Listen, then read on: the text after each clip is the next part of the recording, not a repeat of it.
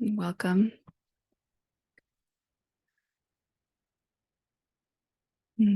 So as you get into this space, just begin to pay attention to the space that we're creating together by being here with our attention, with our presence. And kind of consciously disconnect from whatever you were doing right before this moment and just arrive fully here.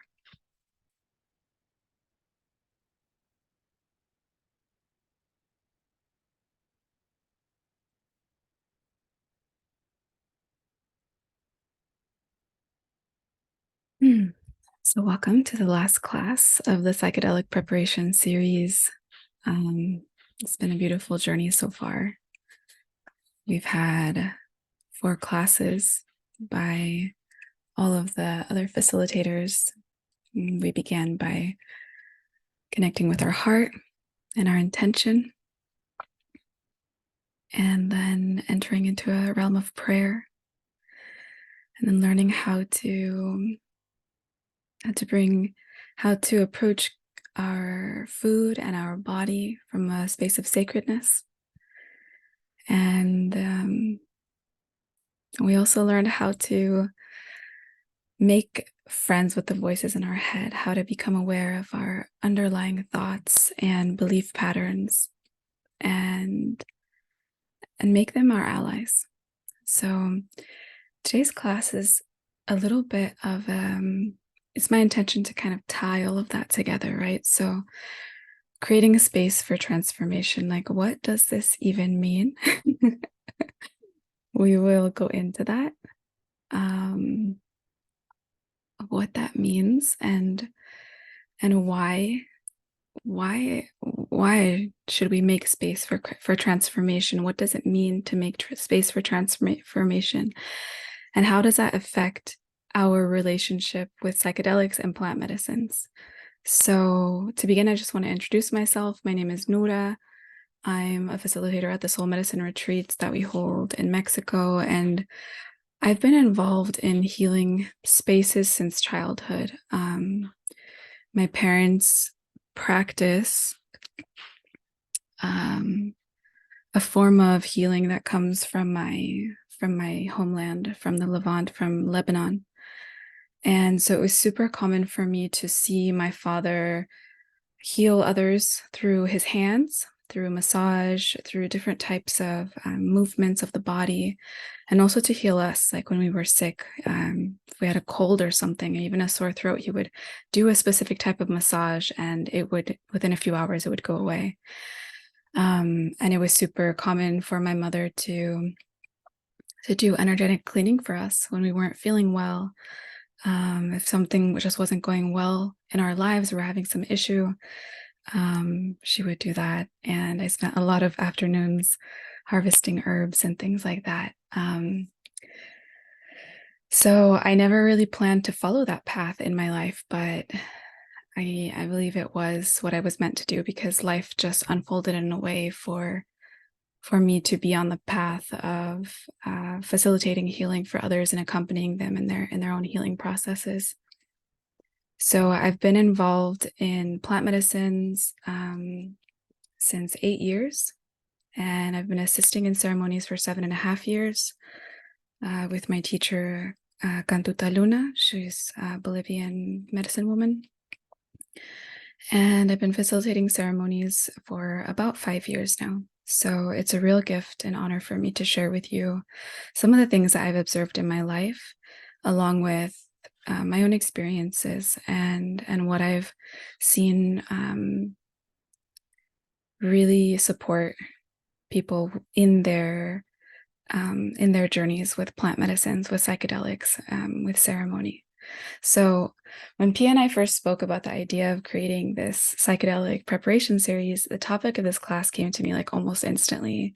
It's something that I find very, very vital for having a nourishing and transformational psychedelic experience, is being able to bring sacredness into our daily lives, even before we stepped into the ceremonial space.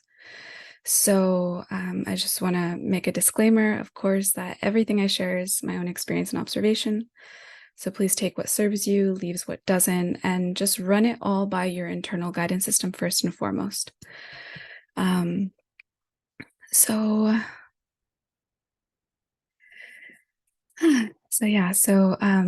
like I mentioned, for me, it's very important the bridging of the sacredness of like plant ceremonies and psychedelics into our daily lives, even before we begin to sit in ceremony.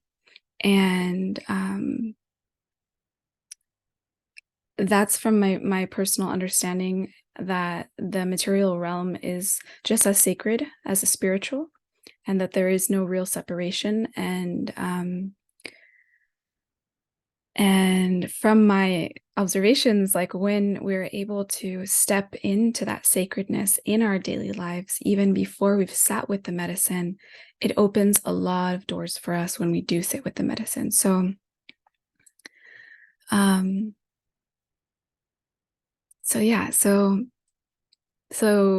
this class is an exploration of like, how do we create a space for the wisdom of the medicines to really enter our lives, not just so that our experiences with them is like a cool trip, but so that they work deeply within us and open new pathways in our lives and within ourselves. So everything in life has a spirit and has an energy within it. Plant medicines, psychedelics, first and foremost, they are energetic beings who come into material form to communicate with us and show us things that we may not be able to see as easily otherwise. And from the moment that we begin to consider sitting with a plant medicine or a psychedelic, the spirit of that medicine begins to work with us and communicate with us. So, like, what does it mean to open space for them in our lives? And how do we do that? So in ancient times, not only were our lives way more simple in general, but many times, like if we were going to sit with medicine, we went into isolation or we retreated from life for a time, even before we sit with the medicine. And this was mainly done to like give space to physically detox and psychically detox, while also getting more into harmony with the realm of plants and the spirit world. And yeah, in today's day and age, that's a lot more complicated to do. Our lives are way more complex. Most of us can't just take weeks or months off to retreat and prepare for ceremonies. So with that being said, even though we may not be able to step away and go into hermitage like our ancestors may have done during times of initiation or transformation in their lives, we can still prepare for ceremony while living our daily lives. It's very necessary. It's very necessary because not only are our schedules super full, for most of us, our mental, physical, emotional, and psychic space is also very full. So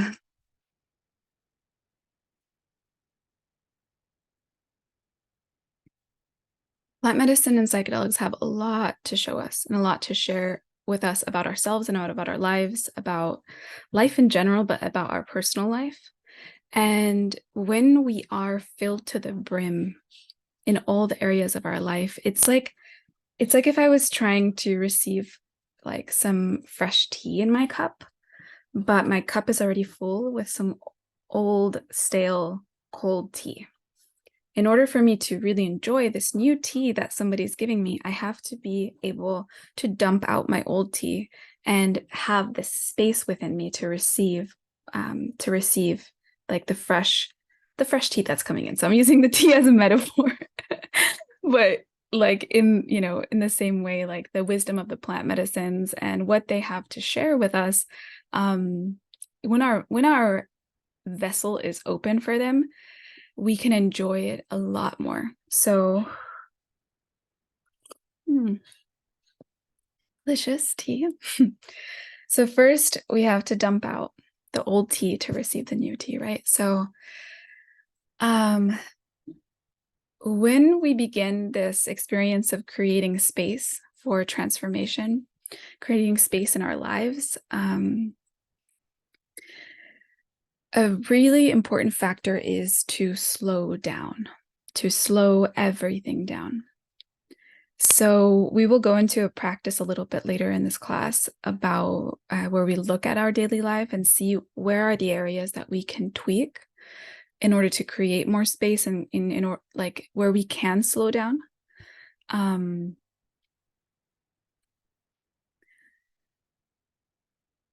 And like when we're in the process of creating space in our lives, we not only give more space for the wisdom of the medicine to speak with us, but we also prepare our nervous system for potentially mystical and transformational experiences. So the nervous system is a very important factor and a very important ally before, during, and after a psychedelic experience. If we do not feel safe in our bodies, it will be quite challenging to really let go and open ourselves and surrender during ceremony. So I'm sure you've heard a lot about, like, when people talk about plant medicines, they say that it's very important. The setting, I don't remember exactly the words, but it's like the setting and the people you're with and the mindset you go in with. And yeah, it's to create safety for your nervous system, right? So for most of us in our modern daily life, the rhythm in which we live our lives and the things that we do in our world create a sense of a survival. There's like a survival instinct that is activated quite often, yeah, it's like most people are functioning in survival mode, either on a really extreme scale or on a more subtle scale. So in the process of opening ourselves and creating space for ceremony and creating space for medicines, it allows our nervous system to relax and to really let go and open to these medicines. Hey, Justin. So yeah, so in the process of today's class, I hope that it becomes super clear in which ways your nervous system is in overdrive in various areas of your life, and which shifts you can make to create a sense of safety within your body and yourself. So this way, no matter what happens in ceremony, you'll know that you have yourself and you're with yourself no matter what comes up. So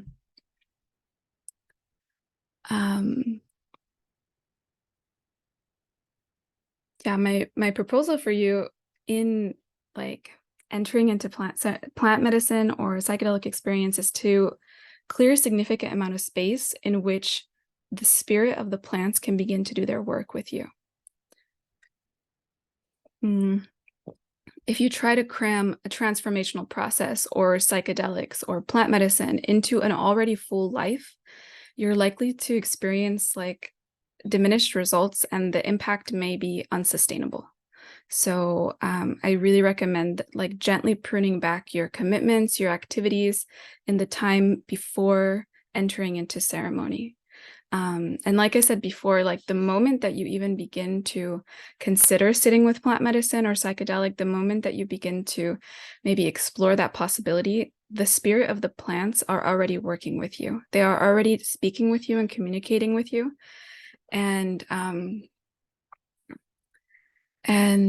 yeah, like if we are open to that even before we sit in ceremony, when we do sit in ceremony, like our energetic space will be so much more open to really connect with ourselves, with our soul, and with the medicine.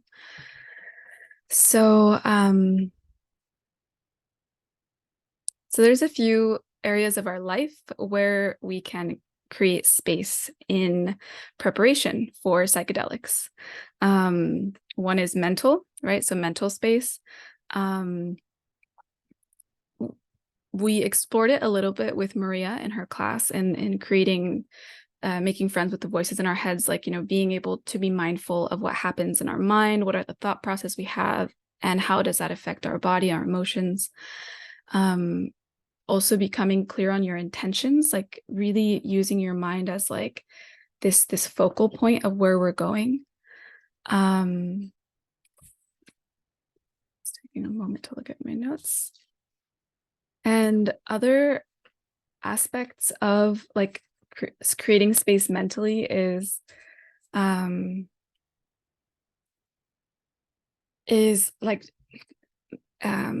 journaling, or just like giving space for our thoughts to come out in some way, so that they're not just like going in kind of in the background.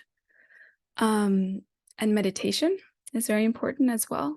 So whatever type of meditation that is, whether it's like silent meditation, vipassana, maybe you like guided meditations, like whatever meditation type of meditation works best for you, I really, really recommend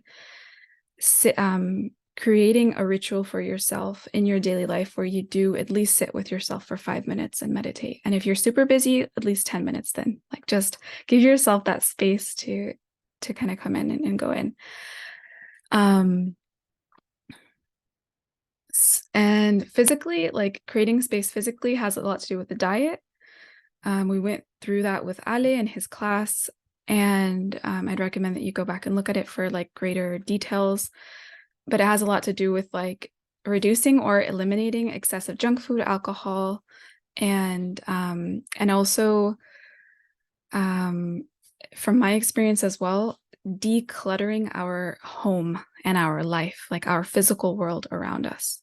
So when our home or the place that we sleep in is unorganized, it creates like this subtle mental pressure that really takes energy away from us. So if you ever enter into a temple, or you enter into a space that is devoted to sacred experiences, you'll notice that they are usually immaculate. And if you go to, I used to live in a temple, and our daily activities were cleaning, making the space physically clean. I mean, we would pray, and we would do these ceremonies, and the majority of our day was really in like the mundane act of like cleaning and organizing our temple and making sure that it is a reflection of the spiritual realm in as much way as it can. So this also means like having beauty in our life, whatever that means for us. And if you can't, like some of us, we live like with other people, so we can't just make our entire home into our personal temple. But if you do live alone, I highly recommend going through your things and donating the things that you don't need anymore, things that don't bring you joy, things that you've been holding on to but you don't really need anymore. And just creating more physical space in your life too. So when you look around your home, there is spaciousness, like there's there is a feeling of like, my life is sacred, my life is beautiful, and this creates an underlying feeling of safety within us. So I guess our mom was right when she said to clean our room. It was an important thing. And another aspect of our life to look at is our emotional like life, right? So to me, this means becoming mindful of our emotions and feeling our emotions as they arise. So instead of like running away from them or trying to avoid them, trying to stuff them down, like giving yourself a couple of moments each day to observe how you feel in general without like reacting to it. So this is like a little bit of an advanced practice, I would say, the emotional realm, because really, I would say like most people just automatically like either they get swamped with emotions or they avoid them. And I think now it's becoming more common that people know how to relate with their emotions in a healthy way. But I do find that it's a really important part of preparing for psychedelic experiences, because if we are kind of like, if we have a lot of emotions trapped inside of us, when we sit in ceremony, all those emotions will come out, but like times 20. And it's not like a bad thing, of course. Like if that's the journey that you need to have in this moment, that's what's going to happen.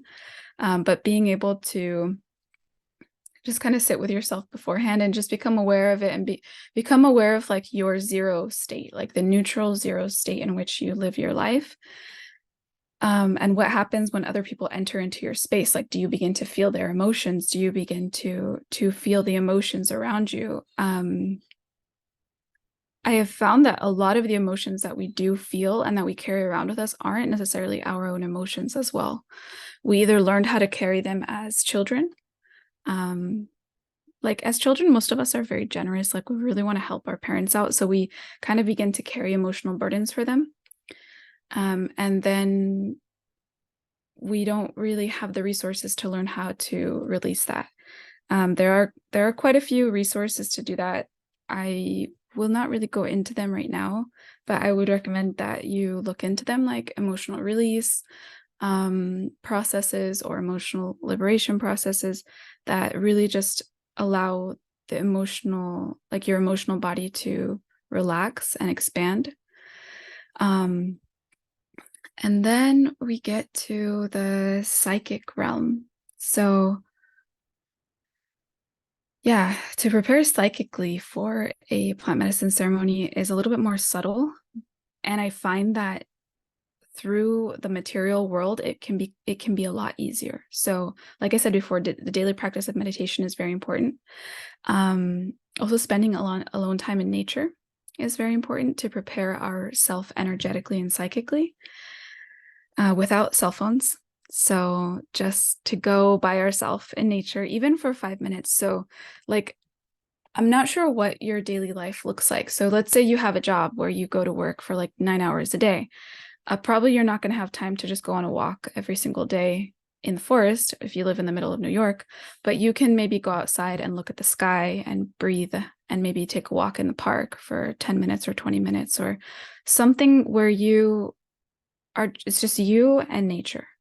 And you have that space to decompress and to, again, to feel your own personal space, to feel your body and the space around you when you're alone. And when it comes to preparing ourselves psychically for ceremony, it's also really crucial to reduce or eliminate screen time. So this means taking a sabbatical, even like from news, Facebook, YouTube, Instagram, video games, Netflix, etc.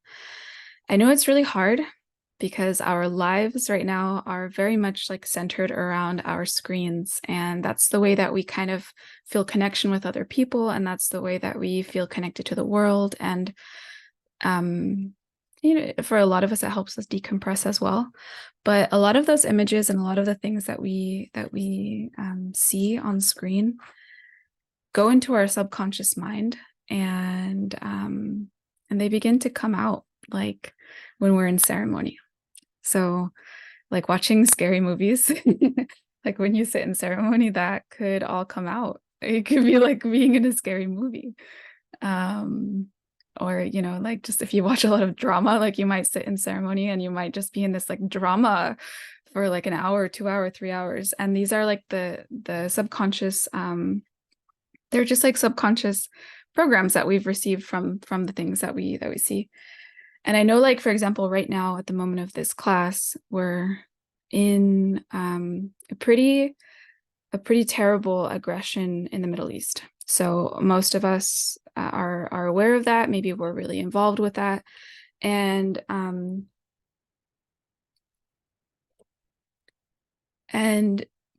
if we are preparing for plant medicine, it's a really good idea to maybe take a break from looking at that.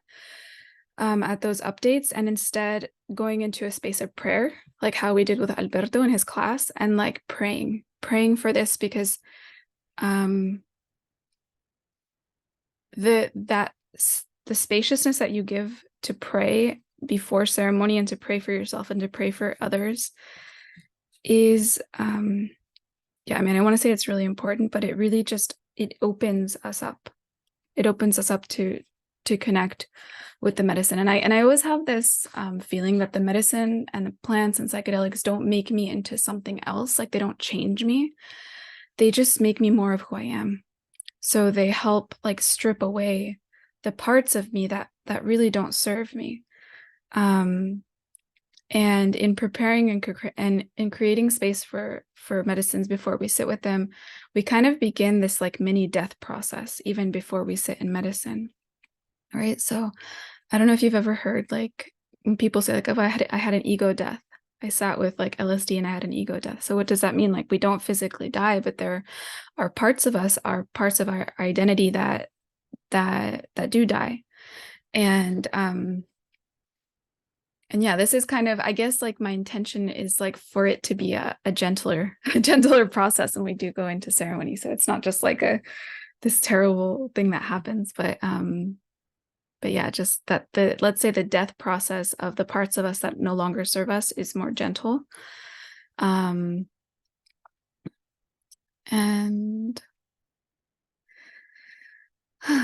yeah, so just look at this for a moment.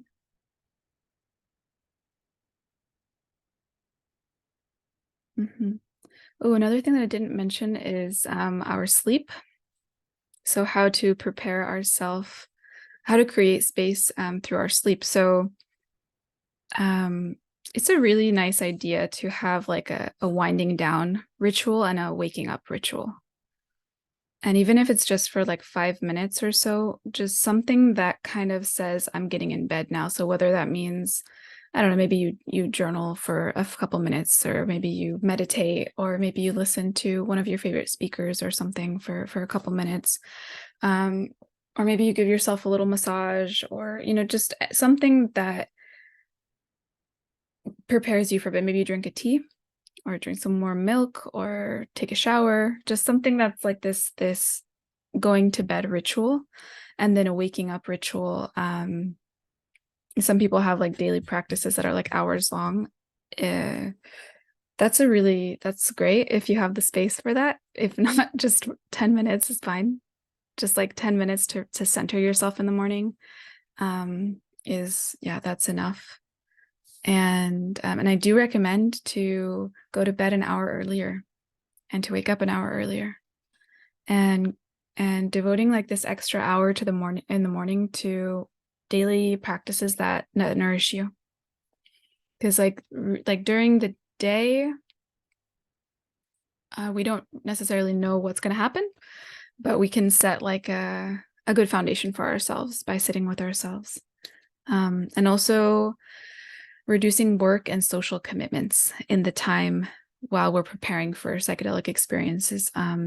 So if we have the space, I recommend like 3 months of preparation. If that's not possible, 21 days is also good. And if that's not possible, 1 week is also good. Like just having a amount of space, amount of time where you take a look at your life, take a look at your, like the aspects of your life, and kind of consciously I wanted to say slim down, but that's not really what I meant, but consciously like simplify your life in preparation for the plant medicines. And this, on, like I said earlier, on a psychic level, emotional level, physical level, and mental level. So before I continue, do you have any questions?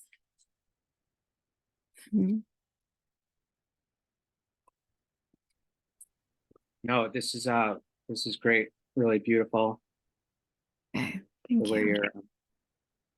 you're explaining everything. Okay, thank you, Justin. So, do you have a journal with you by chance, or a piece of paper? Yeah, I can get one. Yeah, please do. And for everybody watching the replay, please grab a journal. I forgot to say that in the beginning.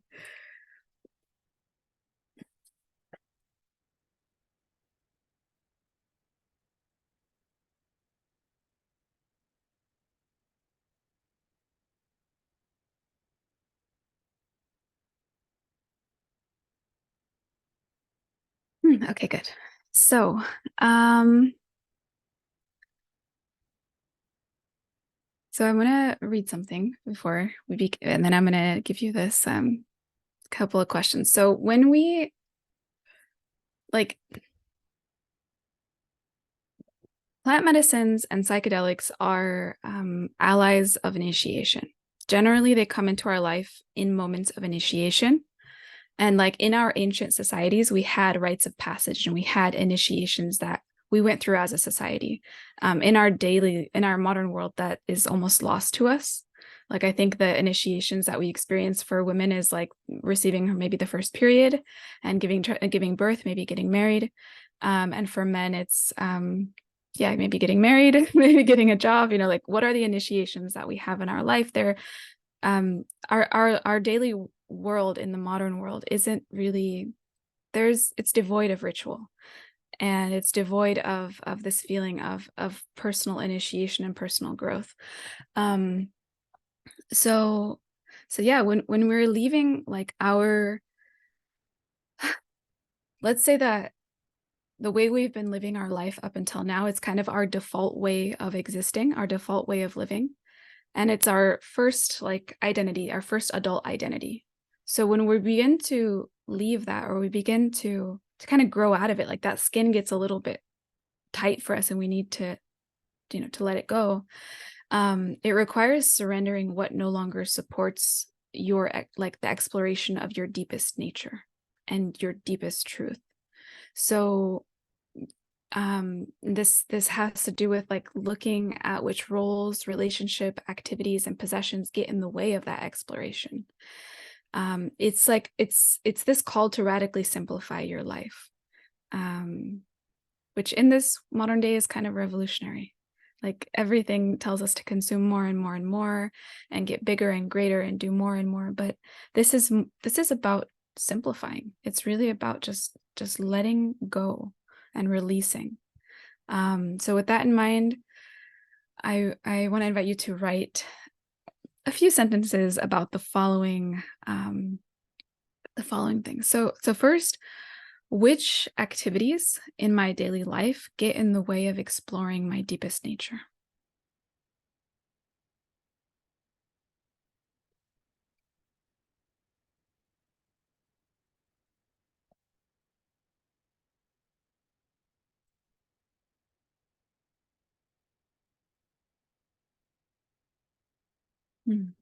So just write a couple sentences. I'll put some music on. Can you just repeat it one more time? Yes, I can. So, what activities get in the way of my exploring my deepest nature? I'll also write it in the chat.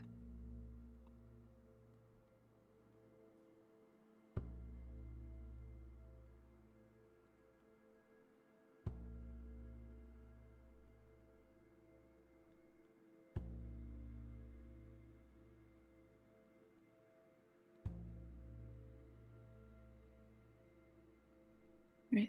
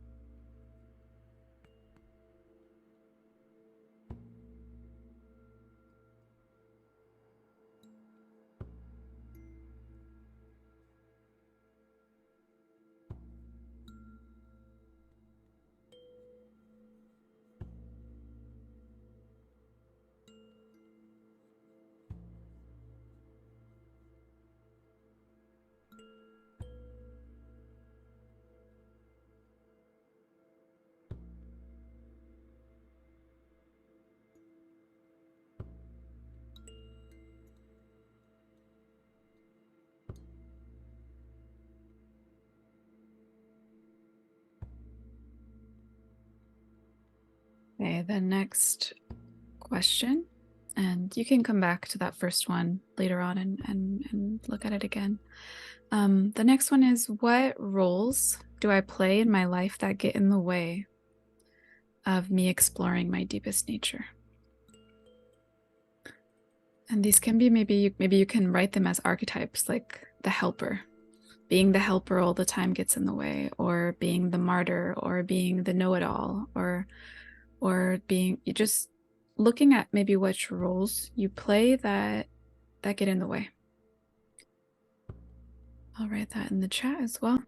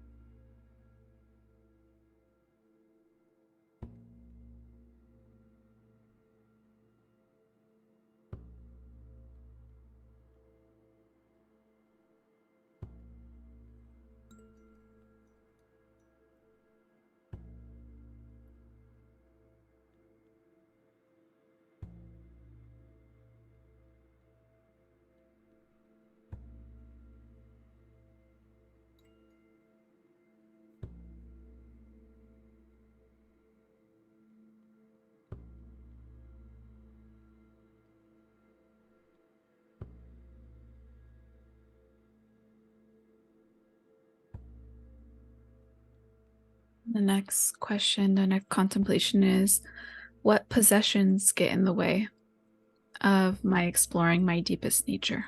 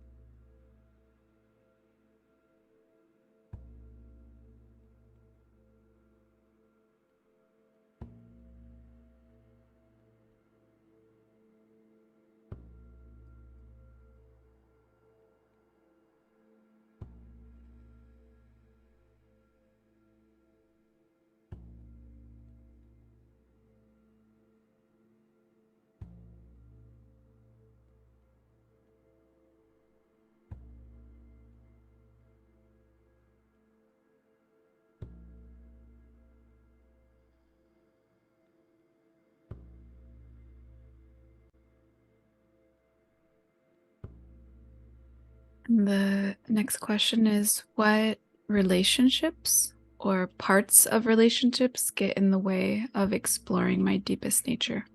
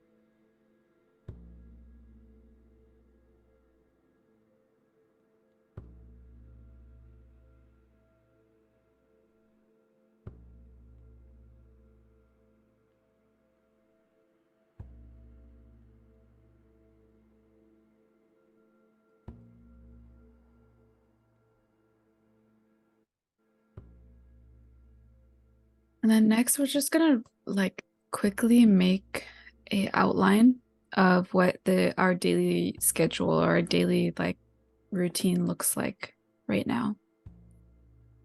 So maybe it's I wake up at whatever time of the day, I do this, blah, blah, whatever. Just writing down, giving our like looking at our life from up above.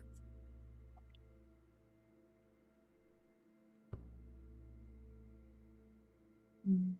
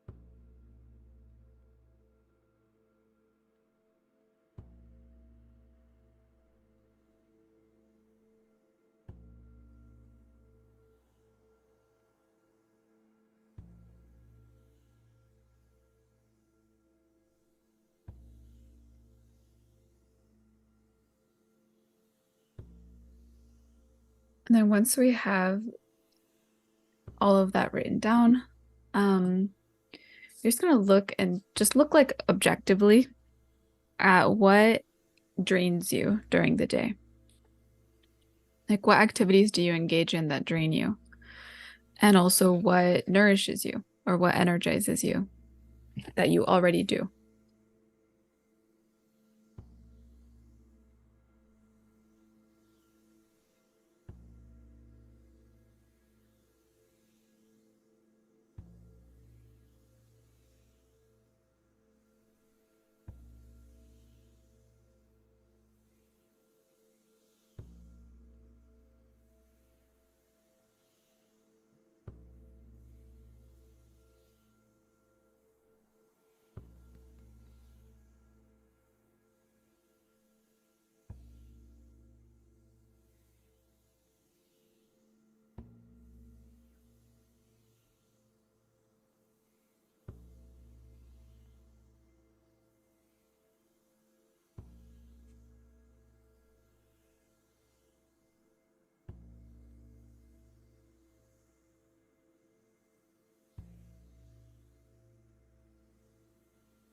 And is there anything in your daily life that you can let go of or that you can reduce? Something like if there's a part of your life that drains you that you can let go of? Um, yeah, just taking a look at that and seeing how you'll be able to do that. So for example, if it's like you stay inside all day and that drains you, then how can you go outside more? That kind of looking at how you can create space for what nourishes you. And if there's something in your daily life that you can't get rid of, but you don't enjoy, what would need to change inside of you for you to enjoy that part of your life? Like, is there a mindset? Is there a belief that you can take on? Is it something like, I don't know, filing your taxes for most people is not enjoyable, but we have to do it. We don't do it every day, but or like, just doing accounting or financing or something for most people is unenjoyable. So how can you make that enjoyable? Like what would make it more? Is it like the mindset of like I'm taking care of myself, or this doing this allows me to do like in order to it allows me to serve others in with more energy, or this doing this like gives me more mental space. um like how can what needs to shift in order to do that activity that we can't let go of quite yet? And for example, if you don't like your daily job, but you can't get a new one yet, so what needs to change in that situation for you to enjoy that job? Or not just enjoy it, but just to feel at peace with it, right?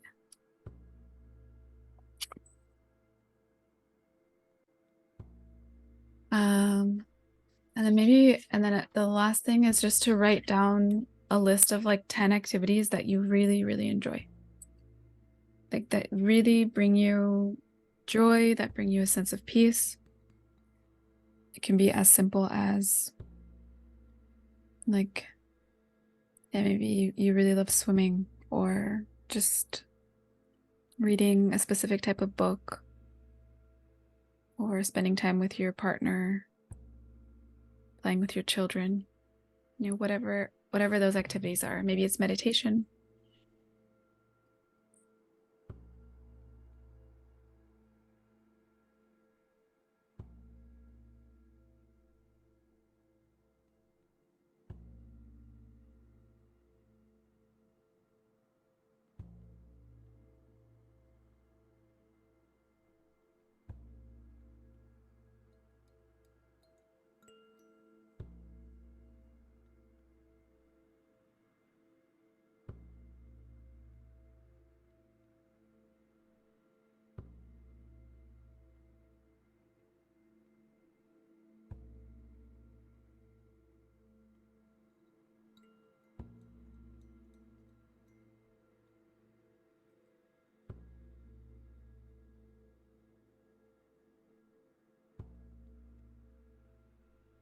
um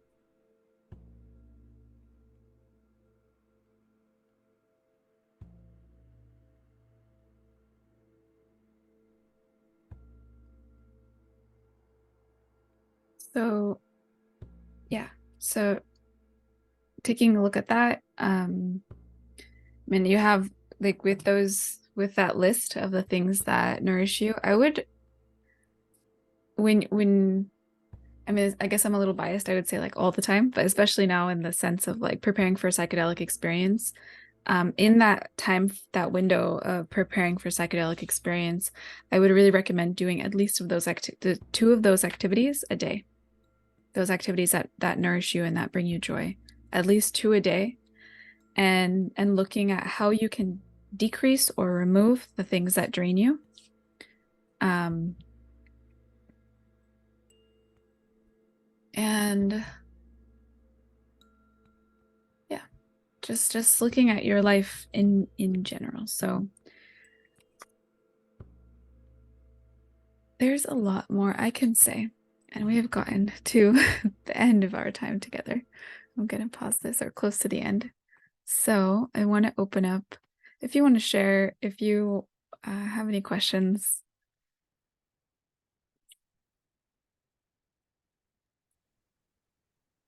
This was really helpful, helping me clarify some, I don't know if you would call them conflicts in my life, but just some confusion about, you know, what I'm doing in my life, why am I doing it, and um, yeah, how to make changes that might be helpful. So yeah, I got a lot of really good ideas down, and I appreciate all the different takes on a similar question because it does help you get more ideas out, brainstorm, and write, which is always therapeutic. So Mm. And was there anything that surprised you? yeah, there was. I mean, some of the things were familiar, but there were definitely some new thoughts or ideas that I hadn't really considered before. That was Mm.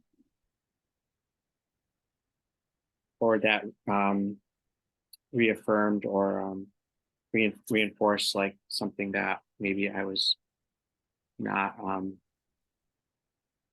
ready to really think about. So Mm. Great. Thank you, Justin. thank you. Yeah. Um, yeah, these are questions that I like to ask myself every once in a while and kind of like reassess my life, reassess like what's going on. And especially if I'm preparing for ceremony, it becomes even more relevant. And I really believe in a world that where we are in general more joyful and more light as humans. Um, like it really breaks my heart to see how drained so many of us are in our lives. Like the things that we do, the routines that we get into that don't like they really go against our nature, our individual nature and our nature as humans. So yeah, it's my deepest desire that to live in a humanity where we really know what's best for us and we are able to create that space for us and also have, you know, sometimes difficult conversations with people. Um, or just make decisions that are not easy. Maybe they're a little scary to make, but we know that we have to make them. And in the process of preparing for psychedelic experiences,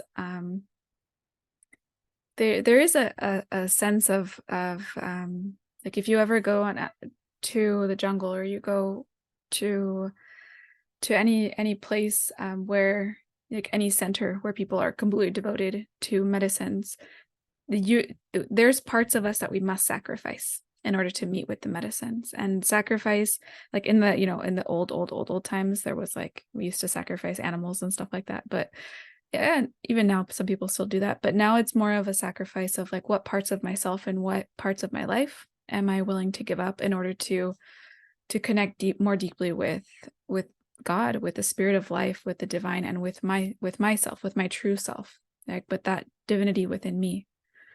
So yeah, I really hope that this can be something that you take with you. And for everybody watching the replay, please let me know. You can send me an email on Instagram or a message on Instagram, just letting me know how this landed with you. And oh, there was something that I forgot to say, is that whenever we're looking at our lives, like, to do it with compassion, like not like in a shameful way of like, oh, I've been spending 10 hours on Instagram, I'm such a loser and what's wrong with me, but just like, okay, this has been my coping method. Like, there's been something really difficult for me to deal with in my life, and this has been the way that I do that. Okay, so what's another way that I can do that instead? Like, I know that this doesn't do well for me, so what's another way for me to do that? Maybe instead of 10 hours, I spend 5 hours, and maybe those other 5 hours I read a book, or maybe I just doodle, or maybe I spend time with my cat, or whatever. Kind of like this deep reflection of kind of why we do the things that we do, and having compassion with ourselves. And I think that a lot of times we get afraid of what's going to come, and when we sit with psychedelics, or when we're about to, like, when we're on the precipice of like some type of transformation, we feel scared that it's going to be like really I don't know, that's the word I want to use, like cruel or difficult. And that usually is because we actually are treating ourselves with kind of cruelty. So to be more compassionate with ourselves and more gentle and give ourselves more grace and understand, okay, if I do X and X makes me feel bad, why am I doing that? And, what does it truly give me? And is there something else that I can maybe add on to it? And I believe that, like, as we become more aware and more conscious of like the reasons behind why we're doing things, our physical world will also begin to naturally change. So yeah, that's the end of today's class. And thank you, Justin, for coming live. Yeah, thanks. It was great. Yeah. Yeah. Yeah, I hope you enjoy your day. All And right, you as well. hopefully see you in one of our retreats. And if not, I, we'll see you in one of our events. I hope so. Yeah. So yeah. All right. Bye. Bye.